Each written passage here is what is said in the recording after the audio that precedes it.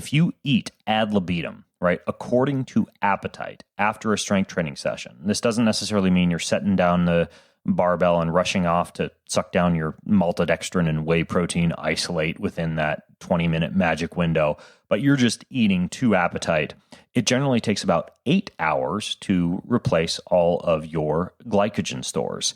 Now, technically, if you feed within about a 20-minute to 2-hour window after a strength training session, you accelerate the rate at which muscles recover because you supply them with glycogen. But at the same time, if your goal is weight loss, or if your goal is even to maximize, say, like growth hormone or testosterone, or your ability to be able to tap into fatty acids as a fuel, there is a little bit of a catch-22 there. Because if you wait for a little while after strength training to eat, you actually train your body's ability to burn fat, and you get an increase in growth hormone and testosterone. So for that, it kind of depends. If someone is trying to get big and add as much muscle as possible, I tell them to eat within that 20 minutes to 2-hour window. If someone's lifting more for like the longevity and anti-aging benefits, I tell them to wait a little while after the workout to eat. What's a little while?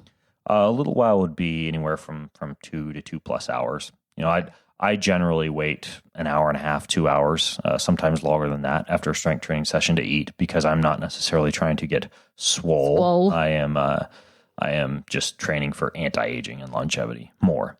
Some other things that of course can affect, and this is a big one, would just be micro trauma to the muscle. You tear a muscle fiber and you get the accompanying swelling or edema and inflammation, the inflammatory response that occurs when you weight train. That takes about 24 to 48 hours. And if you're doing like a bodybuilding split, like I described earlier, like working one body part over and over and over again, we're talking about as long as 3 to 5 days for that muscle to recover, for the inflammation to subside to the point where you aren't just damaging a muscle or piling damage on top of damage by training again.